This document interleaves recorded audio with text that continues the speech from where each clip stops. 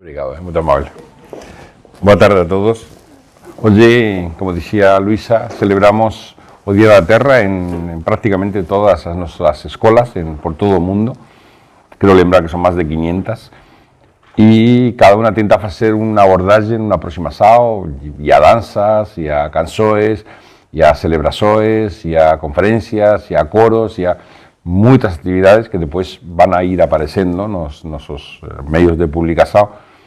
E cá en Lisboa quisimos facer unha reflexão filosófica no sentido de cual podemos tentar averiguar, creer ou pensar que é o fundamento metafísico da ecoloxía. O sea, cual é o fundamento metafísico que faça que a relación do home con a terra seja armónico. Que non é un tema fácil, é moito máis difícil. Geralmente, o filósofo, cando facemos preguntas, nos encontramos con máis preguntas, máis que con moitas respostas. É un tema que non é nada fácil. Agora nós estivemos na unha reunión que hubo internacional, un congreso internacional en Rumanía, en Sinaia, na cidade de Sinaia, e as autoridades nos avisaban, cuidado que Sinaia está chea de ursos. Está chea de ursos. As montañas de Sinaia, na Rumanía, están cheas de ursos, e até pues, son perigosos para os homens porque desen a cidade de noite e depois matan a turistas que van, se adverte aos turistas que non vayan sosiños, que teñan cuidado, que se encontra con un urso, fasan isto, fasan o outro, fasan... Os que íamos ao congreso íamos con medo dos ursos, mas, claro, hubo unha prohibición estricta de matar ursos. E claro, os ursos que antes eran unha especie que debería ter predadores, pues agora non ten predadores, e o home que é o grande predador, pues tamén deixou de ser predador, por lei, e se está en ser todos os montes de ursos ante un nivel e ante un punto que pode ser até perigoso, como sucede con jabalís en moitos lugares de Europa. Até que punto o ser humano pode intervir ou non? Eu non concordo para nada ningún tipo de asesinato de seres vivos ni de animais para establecer... O sea, eu penso que o ser humano na súa función non é ser o predador dos animais. Mas o que é certo que encontrar o camiño da relación ao ser humano con a natureza é difícil. Outro exemplo son as vespas asiáticas. As vespas asiáticas estaban moito ben na Asia, porque as abellas estaban acostumadas a poder repeler os seus ataques e sobreviver, aínda que morresen moitas, mas tiñan chegado a un equilibrio ecológico. Mas chegaron a Europa, chegaron a Portugal, a España, e están arrasando completamente todo tipo de... Pues as colmellas, ¿no? Sobre todo a Apis europea, ¿no? Apis melliflua. E a cuestión é... E claro, o ser humano ten que tomar partido, porque que esa é outra, o ser humano, se nós temos colmellas, temos que defender as colmellas dos seus parásitos, das súas agresores, dos seus asesinos, neste caso as vespas asiáticas, é o noso deber. Se nós temos árbores nun jardín, temos que proteger as árbores do jardín, o sea, o ser humano toma partido. As almas de ouro parece ser que ya non toman partido, as almas que ya son casi pura luz, son felices e están en armonía con a natureza e comprenden o sentido último de todas as coisas. Mas, en fin, é difícil que alguén chegue a ese estado e as persoas, se están vivas, geralmente ten que tomar partido. Eu me lembro reflexões que facía comigo propio, digo, mas por que eu quero matar vespas asiáticas? Ou por que quero que maten as vespas asiáticas? Para proteger as abellas. Bueno, mas as outras tamén son seres vivos, forman parte da natureza, tamén necesitan o seu espazo, tamén están a evoluir, tamén están a... O sea que a relación do ser humano con o seu entorno e como chegar a unha armonía con o entorno e con a natureza é un tema que cando pensamos seriamente vemos que é moito máis difícil do que creemos. Evidentemente o ser humano é un actor, non é un simples espectador na natureza, e como actor intervén, age, e agindo pode ir de máis, pode ir de menos, pode, evidentemente, o que nós queremos e que todas as persoas cordatas no mundo queren é chegar a un modelo armónico de convivio con a natureza e que a natureza se lleva como un elemento puro que forma parte de nós, que somos nós, creo que é o objetivo desta conferencia. Mas depois, cando se quere viver na natureza sempre hai que facer escollas e a cuestión é que cuanto máis egoísmo há nas escollas, finalmente o resultado é peor. Non sabemos como funciona esta ecuación, mas funciona así. O sea, máis egoísmo, máis erro, máis ignorancia, máis erro. E, en certo modo, o que estamos nesta charla é tentar entender cuál sería o fundamento dunha metafísica que permita ao ser humano ollar a natureza, ollar a terra, ollar a mãe terra e tentar facerse un con ela, porque somos un con ela, e tentar na pureza da alma humana chegar a recrear a pureza da natureza, porque a natureza pura somos nós a que as estamos a contaminar. Non sei se vocês viron ese documentario há uns 15 anos, que foi moito chocante, que era Una terra sin seres humanos. Non sei se vocês lembran, primer día, primera semana, primer mes, primer ano, primer decenio, primer século, non sei se vieron eso, é unha cosa que é chocante, porque o primeiro que te das conta é que te dá unha misteriosa e extraña sensación de felicidade. Dices, mas por qué? Estive a ver a terra sin seres humanos e a natureza volta a su equilibrio, volta a súa pureza, volta a súa... E todo destruído, todo. Aí se ve moito ben que nada aguanta máis de 300 anos. O sea, en 300, 400 anos non há pontes, non há estradas, non há nada de ferro, non há nada que sujeite, porque as tensores para suxeitar algo están no ferro, pero o ferro non aguanta eternamente, caen, a natureza va operando para que as cousas rúan. E que paz, que paz. Mas que paz, mas aí tamén non estaría lá. Quer dizer, que paz, sí, mas que paz. Ainda aquí non estivese lá. É como se todos nós tivésemos un instinto de que sabemos claramente que nos estamos a pasar. O sea, que pasamos a liña e a pasamos, e a pasamos, e a pasamos, ya como se fose dentro de nós un sentido que dicese, non sei, o ser humano violentou tanto a natureza que poder imaginar unha natureza sin ser humano, que insisto, que unha natureza sin ser humano, segundo o principio antrópico además, non é unha natureza realizada, porque o ser humano, segundo este principio antrópico e segundo a filosofía clásica e hermética, o ser humano é a natureza que se olla a si propia, que é algo que muitas veces non pensamos. O sea, ¿quién na natureza reflecte sobre a natureza? O único ser na natureza que reflecte sobre a natureza, que pensa nela, que nos coñezamos evidentemente, é o ser humano. O sea, o ser humano é como se fosen os ollos da propia natureza con a cual ela se ve a si propia. Eso é unha... Mas eses ollos con o cual ela se ve a si propia están contaminados, son impuros, están inyectados de cobiza, están inyectados de desarmonía, e evidentemente eso ten que provocar no corpo que sostén eses ollos, pues, unha doenza. O ser humano está concebido na natureza teóricamente como se fose, debería ser un árbore de vida dentro da natureza, igual que há moitas árbores de vida, toda a humanidade un árbore de vida. Como no Génesis bíblico, ¿no? A toda unha serie de árboles de vida no paraíso. A humanidade sería unha delas. Mas a nosa capacidade de pensar, de imaginar, de proyectar, de crear, de experimentar, de construir coisas que nos torna quasi como deuses, como aparece na Biblia, serán quasi como nós, ¿no? Dice, si comen o fruto da masá, serán como nós, serán como Deus. En certo modo, temos eso, somos un pouco como Deus, podemos crear. O sea, e facer e crear coisas complicadas e que poden perturbar a orden da natureza. O sea, non há unha especie que nos coñezamos que posa perturbar totalmente a orden da natureza. A natureza se defende. Mas nós podemos, como dicía Nikola Tesla, eu sei como tirar a Terra da súa órbita. Dice, basta aplicar a electricidade. Soy capaz de tirar a Terra da súa órbita, dicía. E levar a Terra onde quera.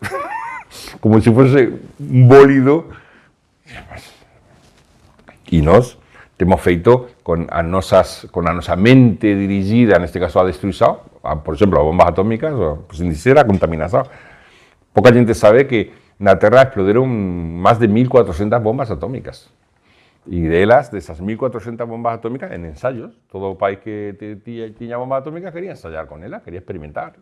Primeiro se facían na atmósfera, depois se fixeron no mar tamén, depois se fixeron hubo una improvisada e se fixeron agora debaixo de terra e o número de bombas son 1.400 e algunhas delas son bombas con unha capacidad de, digamos, 2.000 e 3.000 veces a bomba de Nagasaki. Imaginen, 3.000 veces a potencia de Nagasaki. E iso afecta o campo magnético da Terra de unha forma e faz que vibre todo o campo magnético da Terra. O sea, non só afecta a Terra, afecta o seu campo magnético. E se agora dicemos que están a mudanzas extrañas, mudanzas climáticas, e non será, además de pelasado do homem do efecto estufa, non será por todo o que fixemos depois da Segunda Guerra Mundial ensayando bombas atómicas. O sea, a capacidade do ser humano de destruir a Terra é real. O ser humano pode destruir a Terra. Mas se nós somos a Terra, estamos feitos da Terra. Todo o que é no ser humano da Terra. Como podemos destruir a Terra? Isto está mal pensado, non? Non que sea mal pensado. É que, en certo modo, segundo aparece en todos os textos religiosos e nas tradicións esotéricas, o ser humano despertou unha faisca mental, unha capacidade que o permite aproximarse ao misterio do divino, mas o permite tamén ser infernal. O sea, según como faça uso desa faisca ou desa xama mental, pode ser co-creador con a alma da natureza ou pode ser destruidor de todo o que estea asociado á natureza e a seu equilibrio. Até o punto que o ser humano pode facer cousas que a natureza ten prohibido, pois nós non sabemos quais son as prohibicións da natureza, que ese é outro problema. Non temos sensibilidade moral, non temos reis iniciados que nos gobernen, non temos gente que sea capaz de leer a alma da natureza e dizer isto non debe ser. Nós non temos, e non sabemos até onde podemos puxar. Entón, e tamén non hai que ser, neste sentido, fanáticos ni estreitos de mente. Tamén cando se fixeron as primeras transfusións de sangue, de facto, algún grupo religiosos rejeitaron esas transfusións de sangue. E cando se fixeron os trasplantes de órganos, tamén, E, no entanto, nós quase non podemos comprender a vida agora sin ese tipo de tráfico. O sea, tráfico no sentido de que a gente sea capaz de poder recibir un órgano de outra persoa que o doa. Mas, e qual é a liña? E onde están as liñas? E é o ser humano que establece as liñas ou é a natureza que establece as liñas? Porque non somos os seres humanos que establecemos as liñas.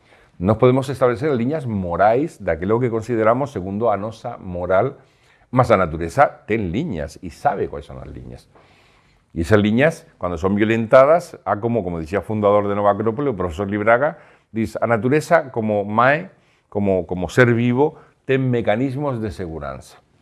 Entón, o ser humano, na súa ignorancia e na súa orgullo, na súa prepotencia, na súa falta de armonía, pode quebrantar esas liñas, mas son como válvulas de seguranza. Pode quebrantar a primeira, depois a segunda, depois a terceira, mas na medida que va rompendo esas liñas, a propia lei da natureza va agindo en contra del e a natureza va reagindo contra o ser humano. Eso é o que le explicaba.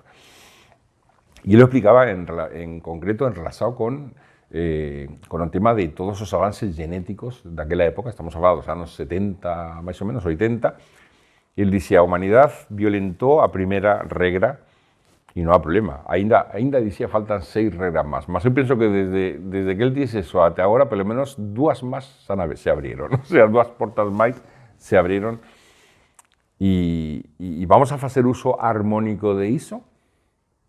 Ya saben que há tráficos de órganos, que hai gente que asesina a outros e granjas humanas, quintas humanas onde se cultivan seres humanos. Eso existe para manter. Na guerra de Bosnia, un dos países facía eso, ben, há moita documentación sobre eso e é terrible. O sea, tiña quintas humanas para ter a gente gorda como porcos para poder tirar depois os órganos. E gente que estaba lá sabía que iban a facer eso. Eso a documentación e é aterrador.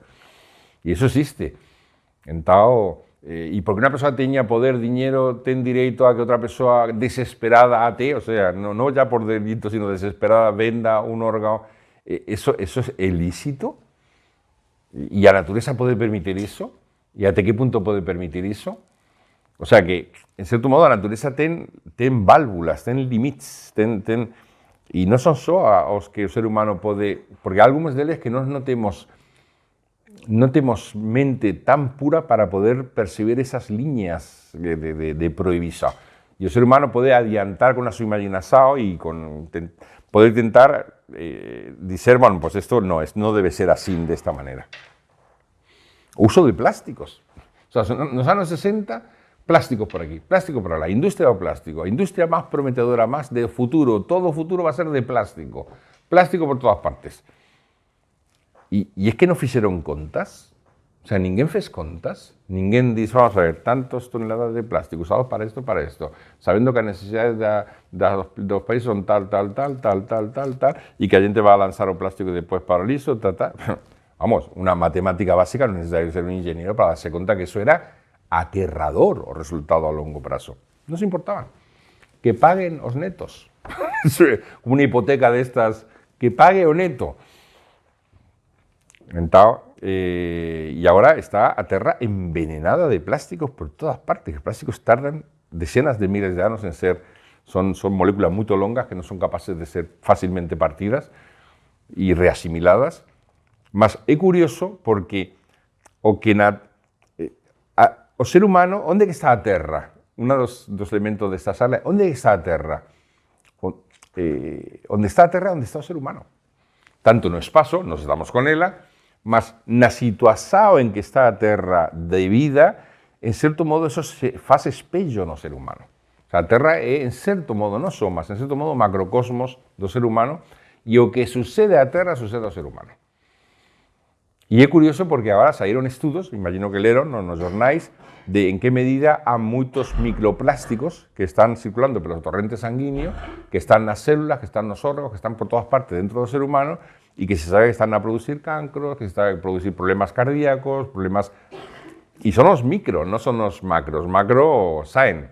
Los micro, a partir de que tengan... Y los chás, que cuando la persona se hace un chá, ahora muchos anuncios en los jornales, cuidado con los chás, que cuando agua está a 100 grados de temperatura, imagino a gente que toma muchos chás, ¿no? Si toma un chá por semana, estás a aquecer y eso hace que fique un microplástico que es capaz de entrar en la membrana de la célula, pasar por la membrana de la célula, y ahora después se mete, va por todas partes, y más es curioso cómo está la Tierra.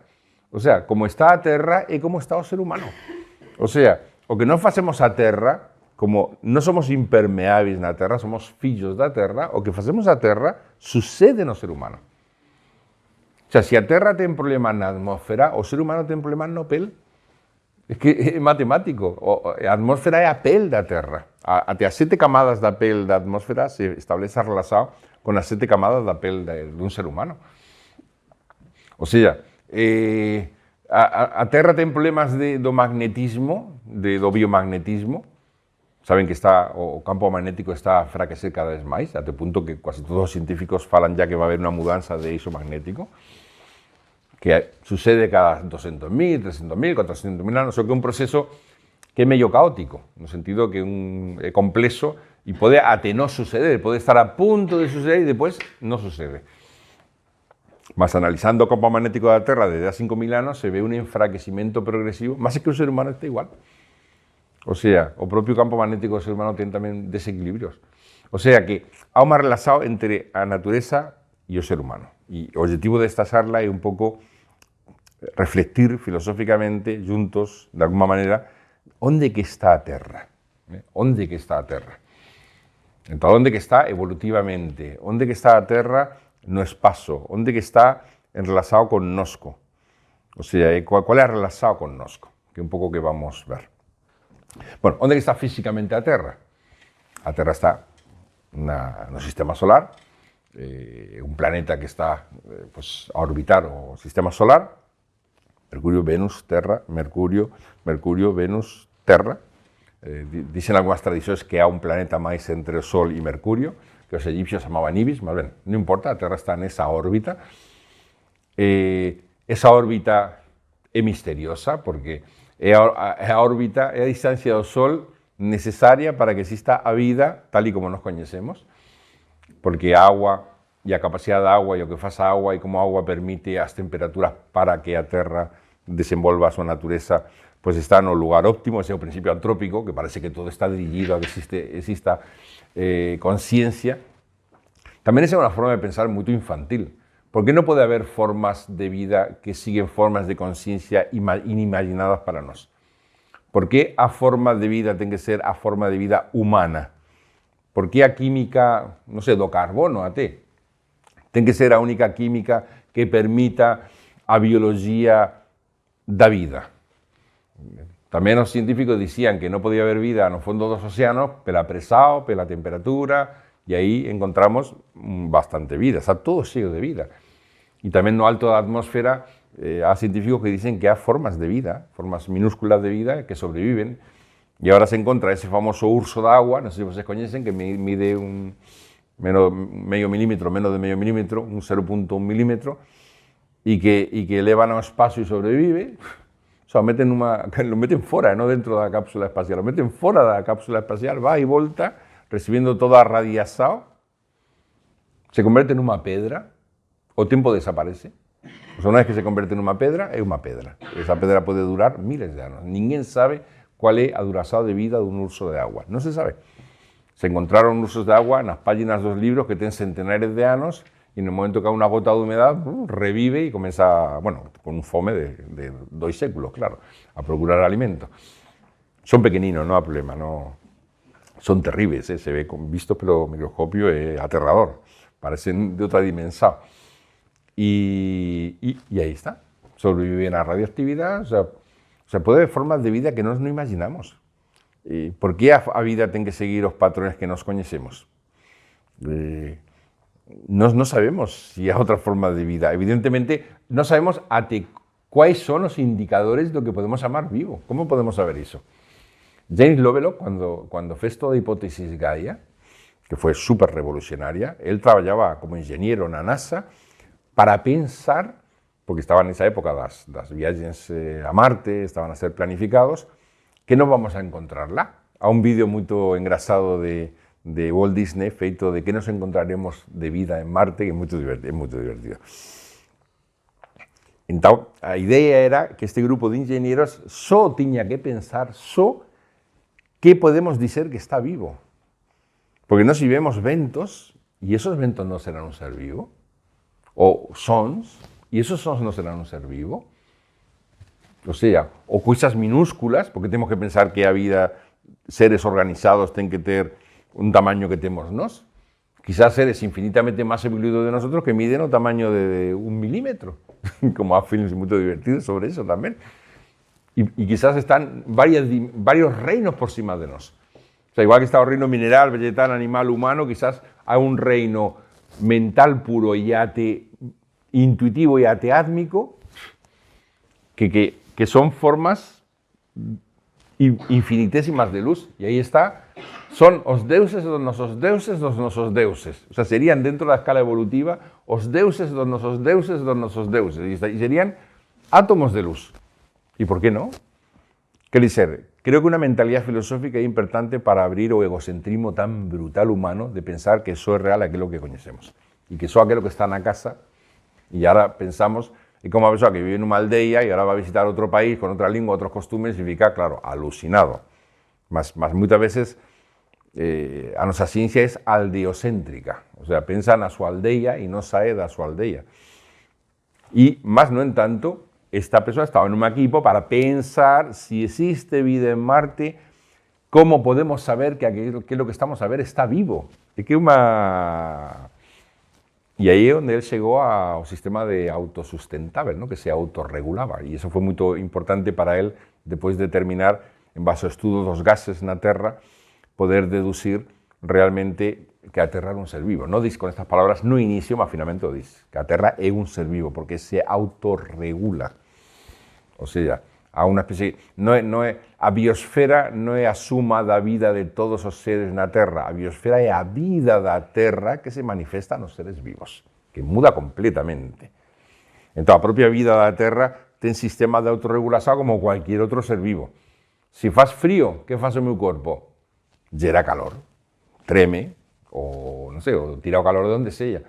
Há límites que non pode ultrapasar. Si estamos, o sea, nos temos sistemas de reequilibrio, e a Terra ten sistemas de reequilibrio, e claro, é moito difícil non otorgar conciencia sen ciencia, sería a palabra quizás máis exacta, non otorgar sen ciencia, esa especie de conciencia sensible a todo o que vive ten conciencia sensible, aínda que non conciencia a manera humana. ¿Qué significa conciencia a manera humana? O sea, los animales tienen conciencia y quizás no a manera humana, y las plantas tienen conciencia no a manera humana, ainda que no tengan sistema nervoso, tal y como nos conocemos, tienen una especie como de sistema nervoso. Y las pedras quizás tienen conciencia no a manera humana. O sea, todo que está vivo y todo que existe, en cierto modo, es depositario de alguna manera de una conciencia. Y hay físicos que defienden eso, por ejemplo, Fagini, recomiendo, o libro Irreductible de Fagini, una joya. Él fue inventor do microprocesador, llegó a ser o máximo dentro de la ciencia y tecnología de los años 80, tuvo una experiencia mística y se dio cuenta de que todo era conciencia, todo. Y que tenía que reevaluar todo lo que pensaba sobre la naturaleza, sobre la ciencia, y reedificar una ciencia desde la conciencia. Y reedificó una ciencia y una forma de entender la naturaleza donde o axioma es todo es consciente, todo a su manera, todo es consciente a su manera. Y las leyes de la naturaleza son como el lenguaje con la cual la conciencia interrelaciona entre sí. Una idea también muy interesante.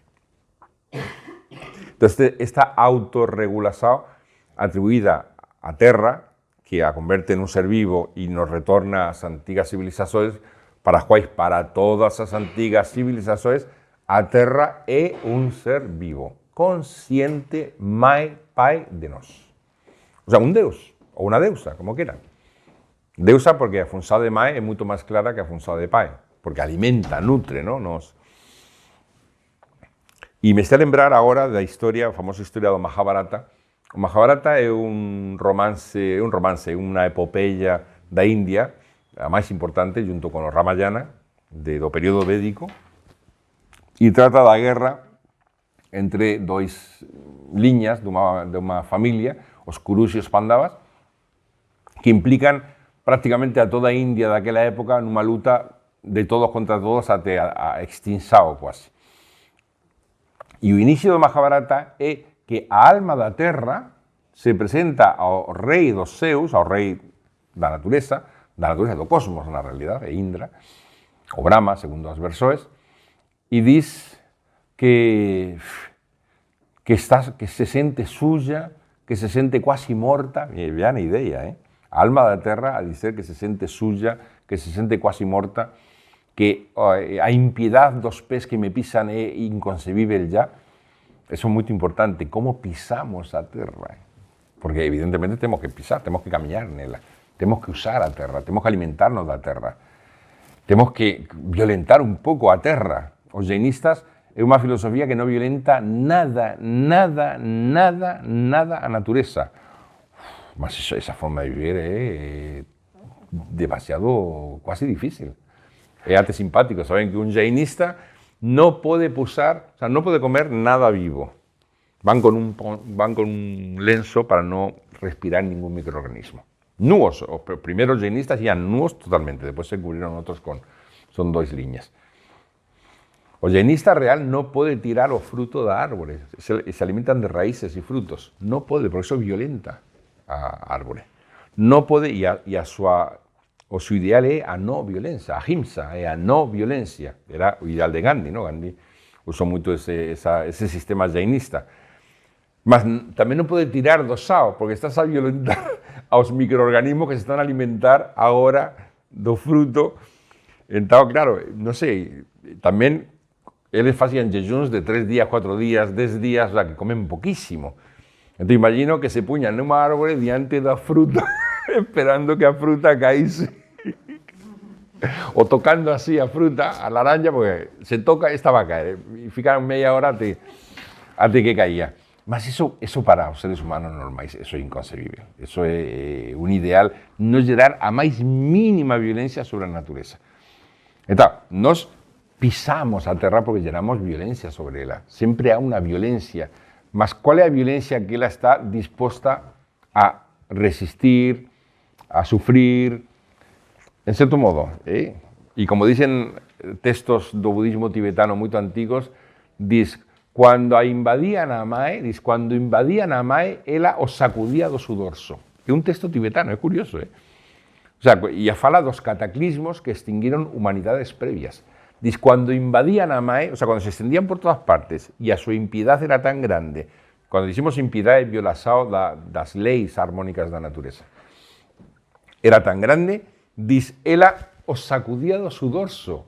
Increíble la imagen. O sea, tremía un pouco, hacía así, e se a Terra fase así, é un terremoto 12 o 13, imaginen, non há nada que resista eso, nada que resista. Entón, claro, mas por outro lado, é como se a Terra son os seus fillos, somos fillos da Terra, e a nos amae, e a máis sufre pelos seus fillos, mas até que punto va a permitir ou pode chegar, o sea, quais son eses limites que non podemos ultrapasar? O sea, podemos ultrapasar, crear seres medio homens robot ou persoas monstruosas ao servicio das outras criadas genéticamente? Se pode fazer eso? Para moitos é o futuro. O futuro. Creamos unha especie como de raza nova medio tonta, con perdón, de forma genética, e que façan todos os traballos máis difíciles e que sean obedientes e fáciles de conducir, porque nunca van a pensar nada. E temos aí, non sei, 500 millones de humanos robots, que non son robots, pues son humanos, creados genéticamente. Pues hai xente que pensa ese futuro. Mas eso é lícito moralmente? É lícito ter unha forma de nós igual a nós, esperando que nós teñamos un problema nun órgano para, como nós pagamos e o creamos, podemos tirar o órgano, porque non é un ser humano, é unha coisa que non ten nome, habría que pôr un nome. Mas entón non podemos cultivar as células máis, os germinais, para poder ter... Por que non? É o tema do sangue. É que é difícil determinar cuál é o punto. O que é evidente que non pode facer seres vivos que despois os despolles. Eso é, o sea, despollar, violentar. Mas até cando? Como existe a violencia? Ben, retornando ao Mahabharata, no Mahabharata aparece, se queixa a terra, a alma da terra, se queixa e dice o rei dos céus, está ben, voy a organizar unha ceremonia de purificación. Esa ceremonia de purificación significa que van a encarnar os deuses en formas humanas e se van a convertir en líderes dos exércitos que van a lutar entre sí. Entón, a luta, esa guerra va a ser como unha ceremonia de purificación, de expiación, unha idea curiosísima. Porque, claro, e eles van a dirigir a grandes grupos humanos e van a ter valores fortísimos, mas van a sufrir e van a facer sufrir. E ese sufrir e facer sufrir va a ser a purificación ceremonial que necesitas para que a terra fique limpa. E depois a terra, además, va a ficar limpa porque va a ficar prácticamente sin ninguén. O sea, va a comenzar quasi desde o inicio. É curiosa esta idea, moito curiosa, que se plantee na literatura do ano 1000 como mínimo antes de Cristo. O sea, que o facto de que a terra está violentada pela impiedad dos seres humanos que viven nela. E pelo número, non só a impiedad, é o número de xente, que ese é outro tema tabú. Existe un número que a vida considera armónico o válido? É un tema difícil, Os propios jainistas, por exemplo, les falan de que o número de almas humanas na Terra é un número fixo. E esas almas van encarnando, reencarnando, reencarnando, reencarnando, reencarnando. Falamos só da Terra, e de almas humanas, non entramos en outros escenarios. Entón, estas mismas tradicións dicen, si cuanto máis xente ha encarnada na Terra, segundo estas tradicións, menos descanso ten as almas e purificación nos planos no terrenais. É como que as almas facen este camiño. O sea, 60 anos encarnado, 300 desencarnados en outros planos que se van liberando das súas recordações, do peso da materia e voltan a súa esencia e outra vez retornan pelo karma e outra vez retornan pelo karma, pero habría unha purificación. Mas na medida que o número de persoas encarnadas crece e crece e crece e crece e crece e crece, e estamos ya rondando, creo que, ¿cuánto estamos? 8.000 millones y no sé cuántos. Pues eles dicen a un número, eso que no dicen o número. Dicen, o número está entre 6.000 millones y 300.000 millones, más o menos. Digo, claro, con esa medida no ha... Mas si ese número es real, si es verdad de eso, significaría que, na medida que nos vamos aproximando ao número de almas encarnadas, significa que as almas non ten reposo nos planos fora da dimensão Terra. E se van consumindo, e as almas, quizás, non sei, há 5 séculos, 6 séculos, as almas entre encarnación e encarnación pasaban 600 anos, 700 anos, e agora pasan 20 anos, ou 10 anos. E a gente, cando nace, primeiro non xora, que iso é algo que dicen a gente, os parteros. Me decía una miembro de Nova Acrópole que trabajó toda su vida en eso, y dice, es curioso, cuando comencé a trabajar todas las crianzas lloraban, ahora que esté a terminar, ninguna crianza llora. O sea, no lloran, solo falta que pidan o cigarro y que se pongan con las pernas cruzadas. Sí, sí. Y uno ya de casi libidinoso con respecto a Mae. Eso después, a medida que la alma está de crianza, se va purificando y otra vez vuelve a ser crianza. Más, o primer impacto es como tráeme o café, Mae, ¿no? O sea, claro, eso torna a las almas materialistas, porque están en contacto con la materia. Siendo materialistas, una ignorancia asociada a ese materialismo, ignorancia dos valores esenciales, avidya, ¿no? Que dicen en sánscrito, una falta de conocimiento de lo que es realmente importante saber, dos valores de la realidad como es. Y de ahí ven, pues toda una mae de desastres, porque es muy difícil para un alma, sin terse purificado, encontrarse con la vida y asumir, en cierto modo, ser creativo en la vida para bien, ser creativo en la vida para mal. O sea, para otra vez hacer girar a roda da materia máis, até que a roda da materia exploda. No a máis. No puede ser. Hay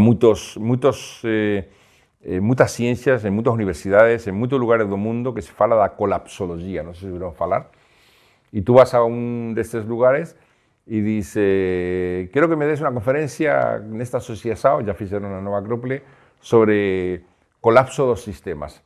Y dice, ten decenas de expertos en todo, no ecológico, no biológico, en todo, no sociológico, no económico. Y dicen, ¿cómo quieres que te presentemos o colapso? Porque o colapso va a vir de muchas maneras. ¿Cuál de ellos quieres que te falemos? ¿Colapso económico, colapso social, colapso de comunicaciones, colapso ¿Y eso? ¿Tan seguros están de eso? No estamos seguros que esto va a colapsar. Estamos absolutamente seguros. Y tenemos un panorama muy abierto para que usted escoja qué colapso quiere. Hay colapso sociopolítico. Estamos a vivir muchos colapsos al mismo tiempo. Entonces, eso no será una forma también de la naturaleza de decir, no, si ustedes se van a estrelar, yo estoy a espera. O sea, yo fiz todo lo que tenía que hacer, a Mae Terra. Dice, ahora es convosco. Son cosas muy misteriosas. La Terra es muy misteriosa. Entonces, a Terra está en órbita ao Sol. Está dentro da matriz da luz solar, do vento solar. O vento solar é como sangue. É curioso porque o propio corazón, o sea, o propio Sol é como un corazón que bate cada 22 anos. O sea, cada 22 anos ya te muda, ¿no? Y el campo magnético muda. Entonces, cada 22 anos es como si fuese un batimento cardíaco.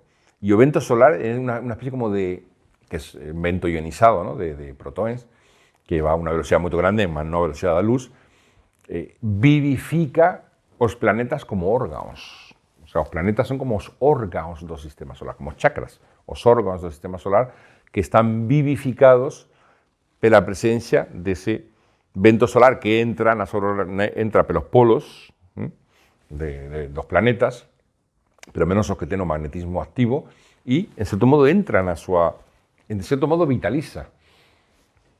A Terra, por otro lado, tiene un campo magnético que permite que ese vento solar no entre destruyendo todo lo que hay. Y rejeita. Y si no tuviésemos ese campo magnético, pues, vamos, a vida no se extinguía más, ficaba reducida. Vamos, si no hubiese nada de campo magnético, se extinguía. Mas siempre existe algo.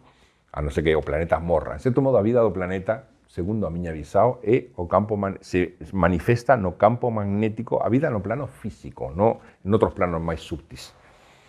O sea, a Terra se sabe que tiene un campo magnético, a Terra o Marte, que tiene un campo magnético gerado pelo su núcleo de ferro que estaba no interior del planeta, que estaba a girar, y eso se fue perdendo, y no momento que se perde non ten magnetismo para suxeitar a propia atmósfera é barrida pelo vento solar, até que va ficándose unha atmósfera. A atmósfera de Marte é moito liviana e aí fica sin vida. Mas a propia Terra se diz que entre que o eixo magnético este así, o magnético, non o eixo de giro, a un tempo que até se pensa que pode ser un tempo de meses só, e que neses meses pluf, muda, mas se va enfraquecendo, aparecen moitos polos magnéticos, o sea, antes de o cao magnético aparecen moitos polos, se desmagnetizan zonas da Terra enteras, curiosamente ya a zonas da Terra que están desmagnetizadas, e pela cual os aviones non van, porque saben que ir é exporse a moita radioactividade chegada do Sol, son buracos magnéticos dentro do campo magnético da Terra. Se va enfraquecendo e chega un momento que nese enfraquecimento aparecen moitos polos magnéticos, ya no a norte-sur, aparecen 4 ou 5 polos e o campo magnético fica reducido, pues non sei exacto, mas menos da 10ª parte. Claro, aí o vento solar e a radiación solar pues pode gerar unha mortandad enorme de todo. O ser humano podría sobrevivir perfectamente, os animais que se meten nas tocas o sea, que a vida non desaparece, mas evidentemente a vida se reduciría bastante y todo comenzaría. Es un dos colapsos posible, o colapso magnético. No quiero ser profético ni asustar, porque total, esto se dice que puede pasar, o que se sabe que o campo magnético está a disminuir. También se sabe que por veces es capaz de no mudar y otra vez recuperar toda su... Ya se vio, eso se analiza en las capas geológicas, se ve como o campo magnético da Terra, a intensidade que ten e a dirección que ten, e se ve que hubo un enfraquecimiento máis, parecía que ia mudar e de repente voltou outra vez sin mudar o eixo magnético.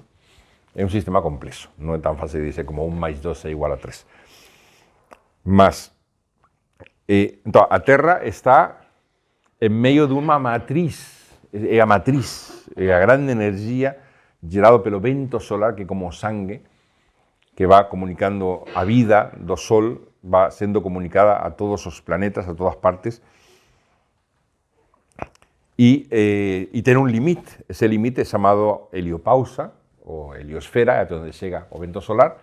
Está unas 2 veces máis a distancia Sol-Plutón, para que vean, Sol-Plutón, até aquí chega a heliopausa. Se coñece pelos Voyager 1 e 2, que se pensaban que ya estaban no espacio infinito e de repente detectaron moitas turbulencias magnéticas con as baterías que ainda tiñan, que funcionan ainda as baterías, milagroso. E vi un documentario de como fixeron as baterías destos Voyager 1 e 2, é unha cosa increíble, eso dura para sempre, é impresionante.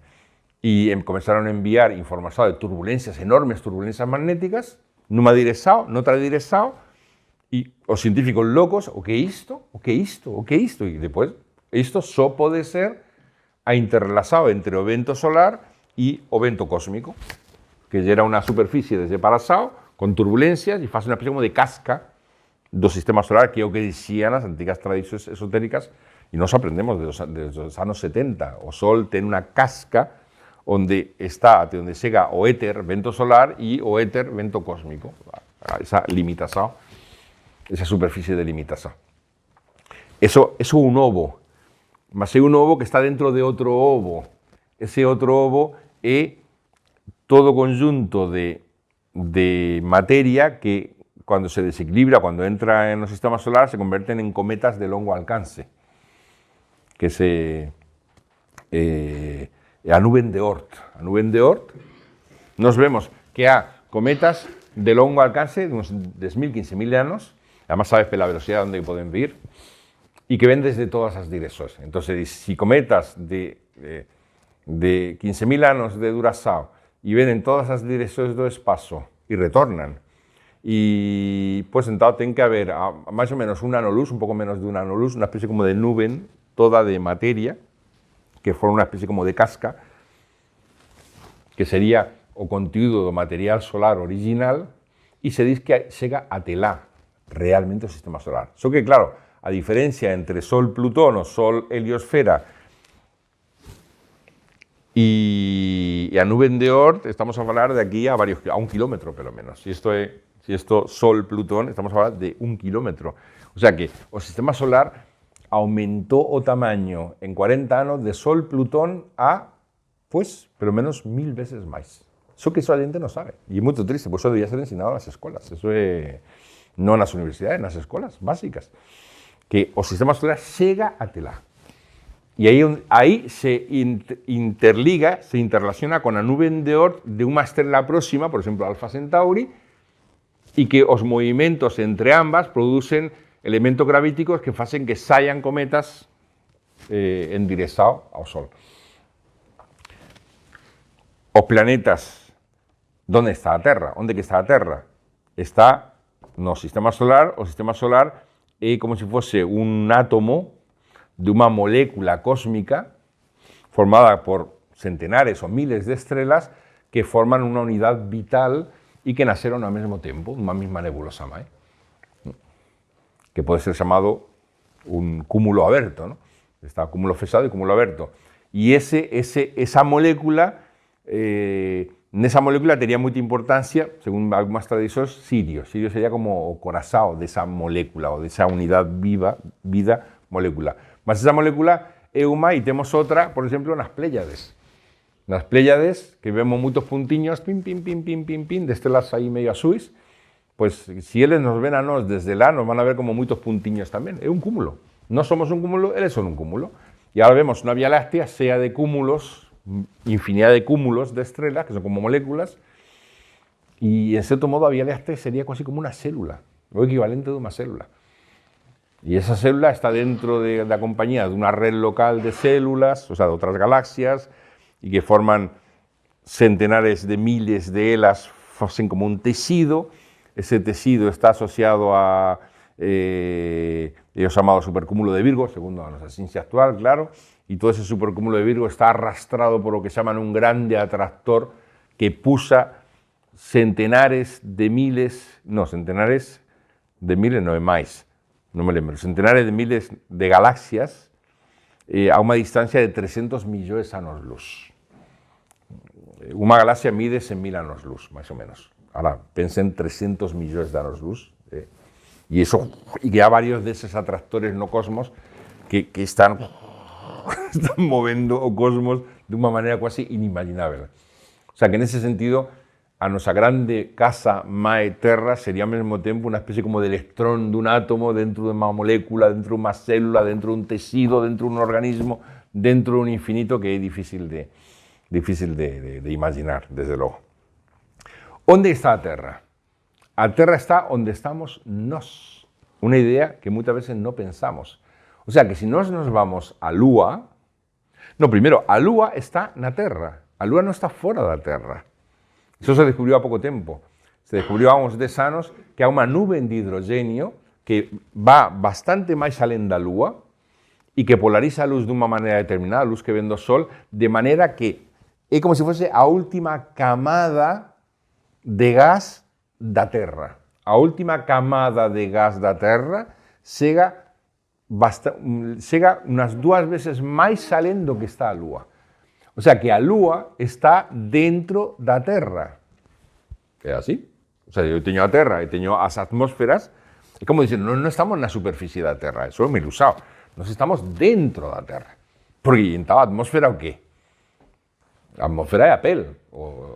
A atmósfera é algo da Terra. E o propio corpo magnético da Terra é ou non é algo? Non está asociado á Terra? Non é un corpo da Terra? Non é un fato da Terra? Entonces, como decía Platón, que decía, os seres humanos vistos desde o espacio das almas inmortais cuando están en su descanso divino, ven aos seres humanos y dicen, os seres humanos piensan que están a pisar a Terra, no están a pisar a Terra, están dentro da Terra. Os seres humanos son intraterrestres, no están na superficie da Terra. Nos chamamos superficie da Terra esto, mas nos estamos dentro da atmósfera. Y de facto, cuando llega un meteorito y entra na atmósfera, o una nave espacial, a atmósfera é casi como se fose agua, o sea, nós estamos dentro da Terra.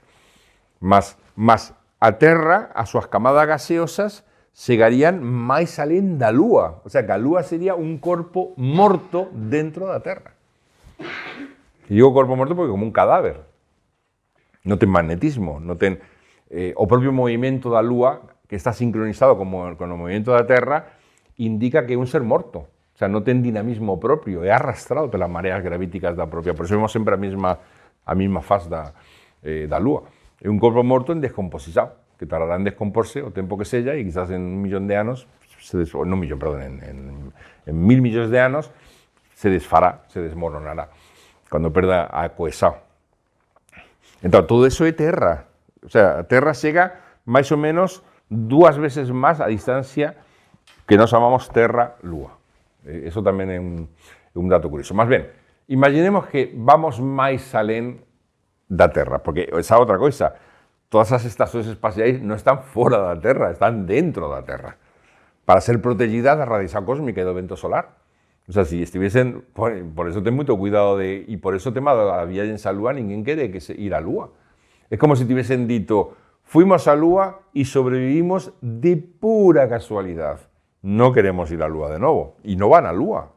Pensen que desde o ano 72 o 73 se fue 6 veces a Lúa. Nunca más se volvió. El único país que fue a Lúa fue Estados Unidos.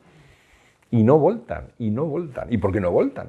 Ah, porque é carísimo, sí, más. Y no será tamén porque saben que tuvieron moita sorte, muitísima sorte, y enviar a alguien que si alguien morra y quemado por la radioactividad no debe ser una campaña muy boa de publicidad para o país.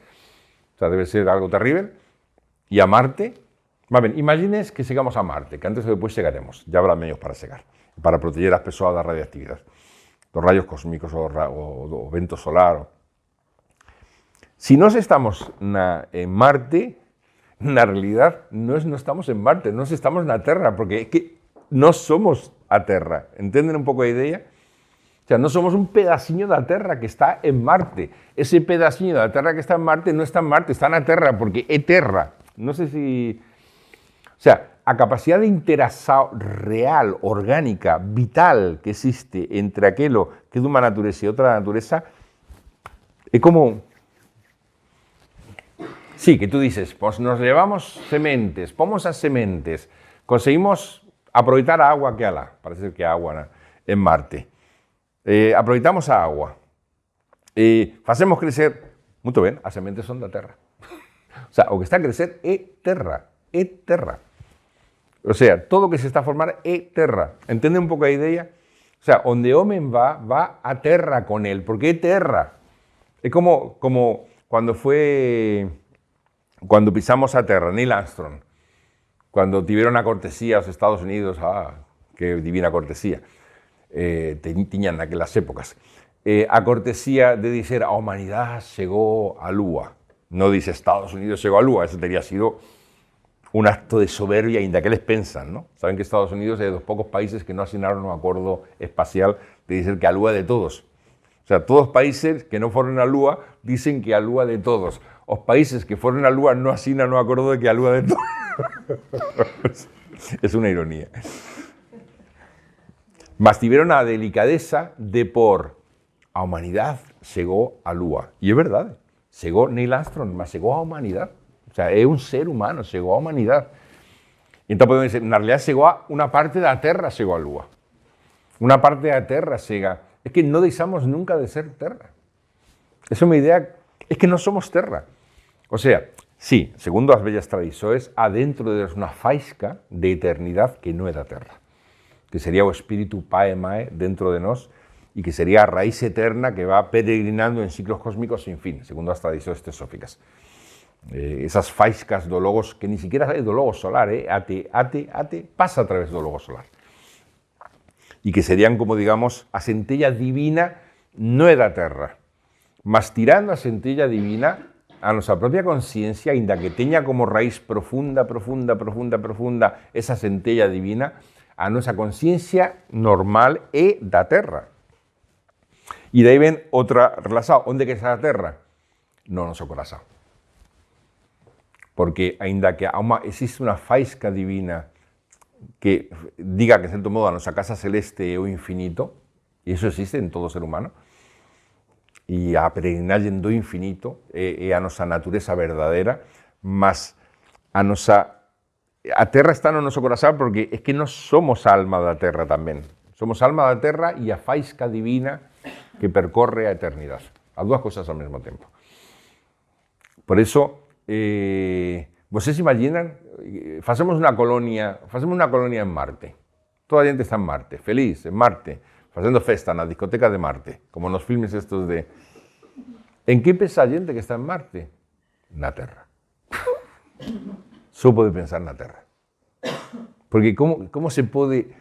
É que non somos da Terra, o sea, e se ve moito ben nos filmes, na fisa científica, cando a xente volta a ver a Terra depois de unha viaxe espacial, a Terra, é voltar a casa, todo fora da Terra é inhóspito, todo.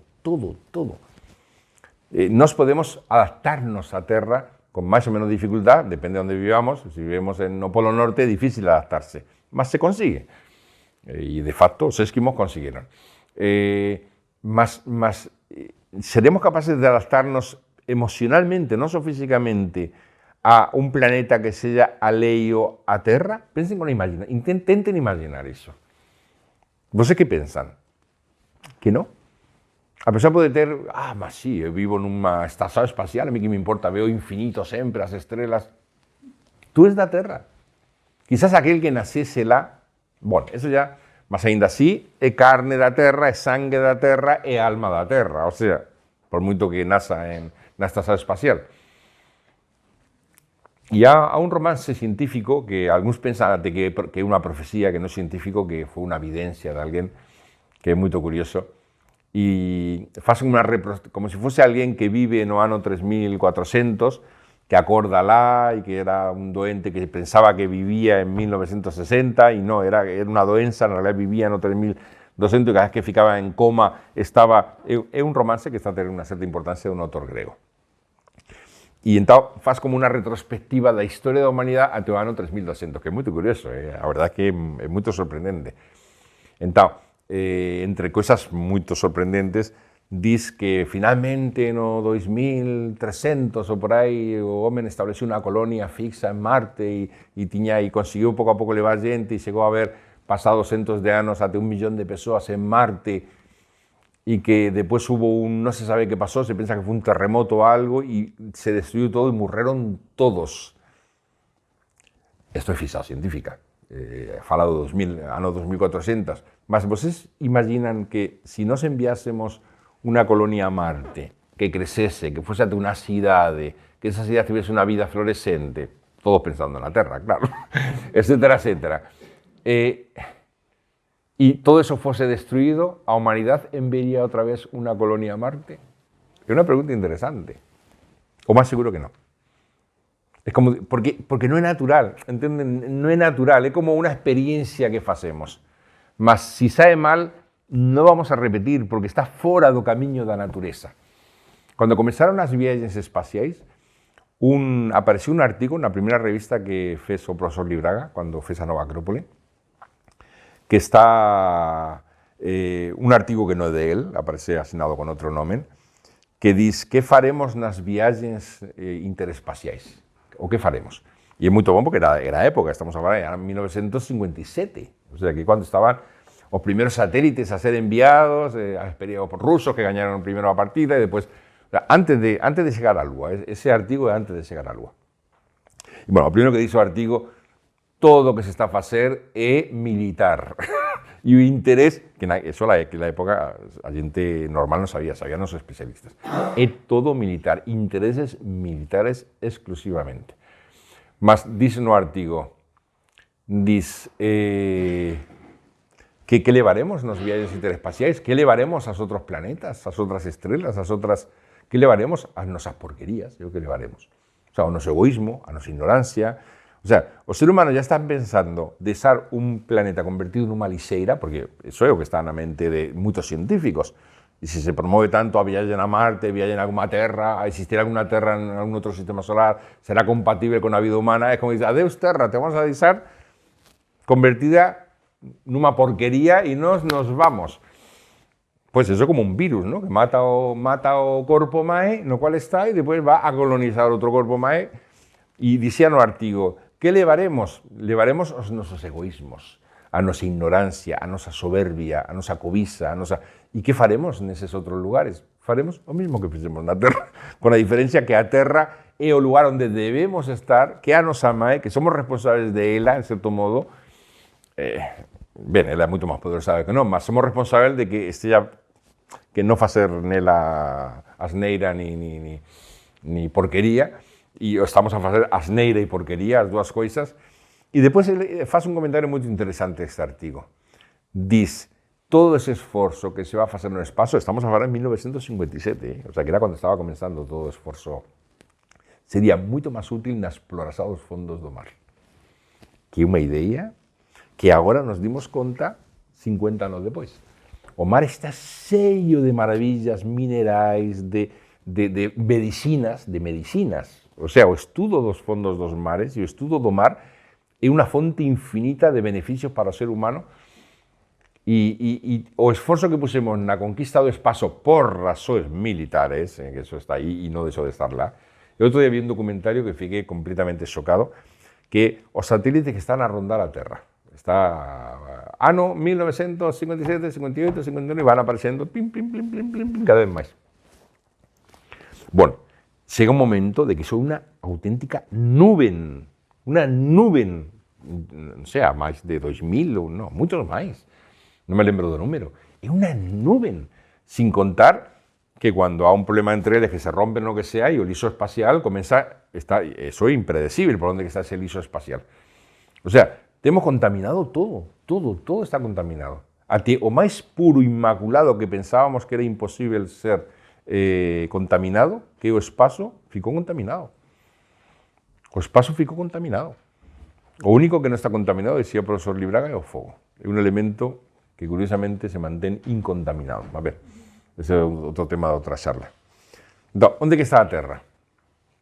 Está no noso corazón. O sea, está onde nós estamos. Se estivésemos en Marte, aí está a Terra. Está no noso corazón, porque estivemos onde estiamos, sempre va a ser como a casa que nos va a chamar. É como a morada. É aquilo que espera o ser humano. Sí, que non é a morada da alma eterna, inmortal, a centella divina, última divina, ese punto de Deus que existe en todo ser humano. Sí, ben, a morada de eso é Deus, non há máis morada. Mas salvo ese punto de eternidade que existe en todo aquilo que vive a alma humana, a súa barca, cisne, é curioso, as tradicións esotéricas era chamada cisne. O sea, a alma da lúa, que é a alma da terra, segundo estas bellas tradicións tibetanas, é chamada alma cisne. E nós seríamos os fillos da alma cisne. E estamos con ela, e vamos con ela, e evoluímos con ela. Todas as transformacións da humanidade irán acompañando as transformacións da terra e todos os reinos da natureza van a evoluir con o ser humano. O ser humano é como se fose a chave que abre as portas e, en certo modo, até va deixando unha especie como de rastro que permite que a vida sea de unha forma ou de outra. Imaginen as bestas selvagens, os tigres selvagens que cuidan moitas veces en certos mosteiros na India e que son como gatiños. Por qué? Porque o espazo que lleran eses monges é tan puro, que non tamén os alimentos son alimentados con leite, etcétera, que non sae a parte máis instintiva. O sea, o ser humano ten a capacidade, con as súas formas mentais, con a atmósfera que llera en torno de él, crear vibrações que va afectando a natureza entera. Blavatsky dicía, y Dios sabe a qué se refiere y cómo se debe entender eso, porque estas son unas afirmaciones extrañas, difíciles de entender, dice que si el ser humano estuviese en paz real consigo propio, no habría ventos, habría brisas. No sé eso, si é verdade, e se é verdade, como podría ser, mas é certo que o ser humano, con a energía da súa mente, con aquilo que faz, con as súas escollas, va mudando a natureza, eso é unha realidade. O ser humano ten a mente feita unha porquería, fez da Terra unha porquería, ya está. O sea, a Terra é a imagen do ser humano e en certo modo, o ser humano ten moito poder na Terra, porque é creador. E nós podíamos ser co-creadores con a natureza, non en contra dela. Ben, e para terminar, voy a leer uns textos moito interesante respecto á natureza da alma mater da Terra, onde que estamos, onde que está ela, que un deles é un texto das estancias de Chiang, que é tibetano, que aparece na Doctrina Secreta, que imagino que debe ser das escolas Kalachakra, do budismo tibetano. Diz, faz os teus cálculos, ola nu, discípulo, si queres saber a idade exacta da pequena roda. A pequena roda é a Terra. Queres saber a idade exacta da Terra en que vives? E é curioso como chaman a Terra, chaman a pequena roda. Se o cuarto rayo é a nosa Mae, o sea, a Terra que nos... E a Mae da nosa alma, porque tamén nos fale deso. A Terra, no lugar en que está na natureza, en certo modo encarna o que na filosofía hermética e na teosofía chamase o cuarto rayo. O sea, en certo modo, cada planeta sería como órgano en estructura septenaria, o sea, que há varios septenarios, mas en estructura septenaria sería como órgano de un rayo. O rayo é un principio da alma da natureza que é como un arquetipo. Entón, o cuarto rayo é o arquetipo da armonía por oposición. E o que nas tradicións teosóficas aparece moitas veces como Kamamanas. O sea, Kamamanas está relacionado con o cuarto rayo. É o elemento onde o espírito se transforma en materia, que é o ser humano. O ser humano é o elemento onde o espírito se transforma en materia e a materia se transforma en espírito. E é chamado armonía da oposición, porque a evolución asociada a ese, o camiño que marca a evolución asociado a ese rayo, é conseguir armonizar os opostos. A natureza da Terra está chea de opostos que a propia evolución tende a armonizar. Non sei, o propio masculino e femenino é un oposto. O sea, o hombre de una mujer, a mujer de otra, y evolúen tentando armonizarse, y las fallas de uno se convierten en otro, y las fallas de uno se convierten en otro. O sea, es como una... algo interrelazado en ese sentido. Y interrelazado de, bueno, todos esos opuestos que hay en la naturaleza que permiten a vida tal y como nos conocemos. Entonces, o cuarto rayo. Que amae do estado evolutivo humano. O estado evolutivo humano estaría regido durante toda a etapa onde a alma humana está pues, no percurso acompañado con a alma da Terra, que é un percurso casi infinito de tempo, estaría asociado ao cuarto rayo. Diz, alcanza o cuarto fruto da cuarta senda do coñecimento que conduz ao nirvana e tú comprenderás porque verás. Ben. O que quere dizer é, non necesita máis explicacións. Cando a tu alma chegue a fundirse con ese rayo espiritual, tú vas a saber. Non é preciso máis explicacións. Ben, eso evidentemente non para nos agora. E outro texto moito belo, que está tamén en Cosmogénesis, diz, a centella é o elemento de eternidade no ser humano que pende, digamos, da xama. A xama é o divino. A centella pende da xama, pero máis tenue fío de Fujate. Fujate é o fío que permite unir ese infinito con o elemento espacio-tempo. Isto non é para explicar agora. Diz, ela viaja a través dos 7 mundos de Maya, ilusao, na natureza, na Terra. Está a falar a viaxe na natureza, na Terra, da faisca divina que pasa, bueno, pero diferentes mundos ou terras. Diz, detense no primeiro e é un metal e unha pedra. Pasa o segundo e eis unha planta. A planta gira a través de 7 mutações e ven a ser un animal sagrado. Dos atributos combinados de todos estes, fórmase un Manu, un pensador. Manu significa pensador. É o ser humano. O pensador é o ser humano. Os atributos de mineral, vegetal, animal e pensar. Non somos animais que pensan, segundo Aristóteles. ¿Quién o forma?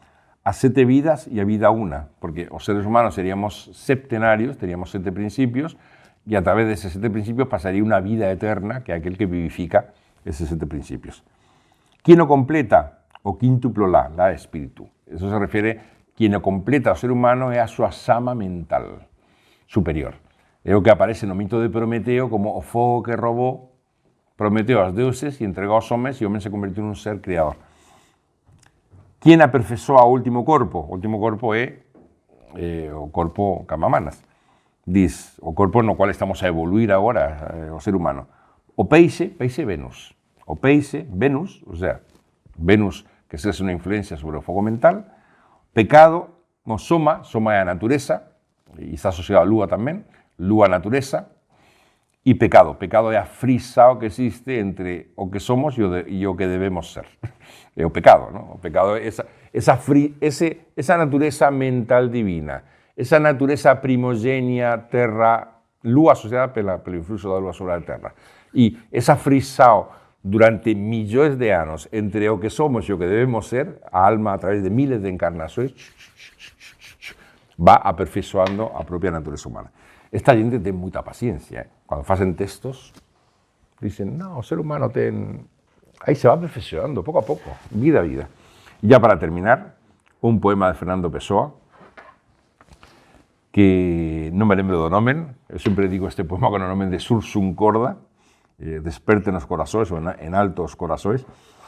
A mellor maneira de viajar é sentir, comeza así o poema. Sentir de todas as formas, mas voy a centrarme nun texto belísimo, inspiradísimo, de Fernando Pessoa enlazado con a terra. Sursum corda en altos corazones, o terra, jardín voy a por máis grande, para que tamén vocês posan ler e non sentir castigado a Pessoa na miña voz. Vamos a ver. Se ve así? Jardín suspenso, verso que embala a alma dispersa da humanidade sucesiva, mae verde e florida todos os anos recente, todos os anos vernal, estival, outonal e emal, todos os anos celebrando as manseias as festas de Adonis, nun rito anterior a todas as significações, nun grande culto en tumulto pelas montañas e os vales, grande corazao pulsando no peito nudos vulcões, grande voz acordando en cataratas e mares, grande vacante ebria do movimento e da mudanza, en xiu de vegetação e florescencia, rompendo tu propio corpo de terra e roxas, tu corpo submiso a tua propia vontade trastornadora e eterna. Mae cariñosa e unánime dos ventos, dos mares, dos prados, vertiginosa mae dos vendavais e ciclones, mae caprichosa que faz vegetar e secar, que perturba as propias estações e confunde nun bello material os sois e as subas e os ventos. Qué maravilloso texto, y con esto terminamos a charla. Muito obrigado.